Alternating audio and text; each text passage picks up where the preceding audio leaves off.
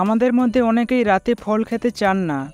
তাদের মতে রাতের বেলায় ফল খেলে নাকি পেটের সমস্যা হতে পারে, এমনকি শারীরিক হাল বেহাল হতে পারে। তবে এই কথার পেছনে কি কোনো যুক্তি রয়েছে, নাকি গোটা বিষয়টাই মিথ?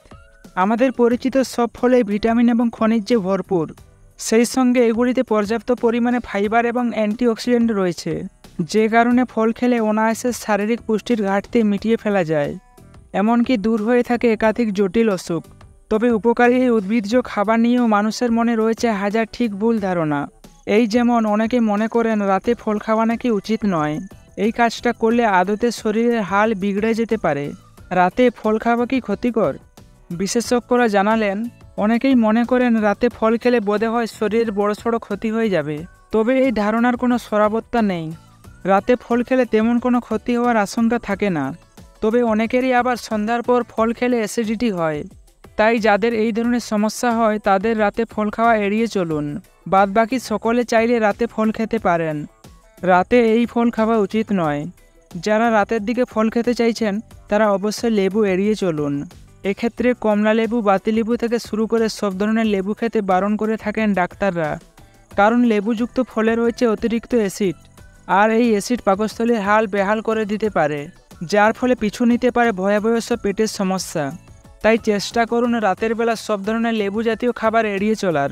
তাতেই আপনি সুস্থ থাকতে পারবেন। কিন্তু ফল খাওয়ার সঠিক সময় কি আপনি জানেন? উপকার পেতে চাইলে সন্ধ্যার আগেই ফল খেয়ে নিতে হবে। আর কোনো মতেই খালি পেটে ফল খাওয়া চলবে না, তাতে পেটের সমস্যা হতে পারে। এমনকি পেট ভরে খাবার খাওয়ার পর খাওয়া চলবে না ফল, কারণ এই কাজটা করলে মিলবে না উপকার।